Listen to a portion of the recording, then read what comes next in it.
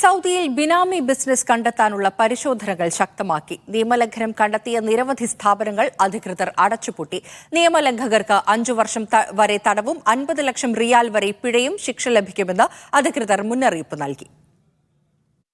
സൗദിയുടെ വിവിധ ഭാഗങ്ങളിൽ ബിനാമി ബിസിനസ് കണ്ടെത്താനുള്ള പരിശോധന ശക്തമായി തുടരുകയാണ്.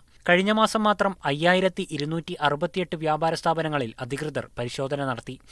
ചില്ലറ വ്യാപാര സ്ഥാപനങ്ങൾ, റെസ്റ്റോറന്റുകൾ, സലൂണുകൾ, ജനറൽ കോൺട്രാക്ടിംഗ് സ്ഥാപനങ്ങൾ, വാഹന വർക്ക്ഷോപ്പുകൾ എന്നീ സ്ഥാപനങ്ങളിലാണ് പ്രധാനമായും പരിശോധന നടത്തിയത്. നിയമലംഘനം കണ്ടെത്തിയ ഏതാനും സ്ഥാപനങ്ങൾ അടച്ചുപൂട്ടിയതായും തുടർ നടപടികൾക്കായി കേസുകൾ ബന്ധപ്പെട്ട വകുപ്പുകൾക്ക് കൈമാറിയതായും ബിനാമി വിരുദ്ധ പ്രോഗ്രാം അറിയിച്ചു.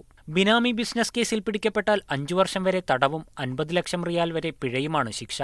കൂടാതെ അനധികൃത സമ്പാദ്യം കണ്ടുകെട്ടൽ, സ്ഥാപനം അടച്ചുപൂട്ടൽ, സ്ഥാപനത്തിന്റെ രജിസ്ട്രേഷൻ റദ്ദാക്കൽ, വിദേശികളെ നാടുകടത്തൽ, സ്വദേശികൾക്ക് ബിസിനസ് മേഖലയിൽ പ്രവർത്തിക്കുന്നതിൽ നിന്ന് 5 വർഷത്തേക്ക് വിലക്കേർപ്പെടുത്തൽ എന്നീ ശിക്ഷാ നടപടികളും സ്വീകരിക്കുമെന്ന് അധികൃതർ മുന്നറിയിപ്പ് നൽകി. Media 1 Jeddah.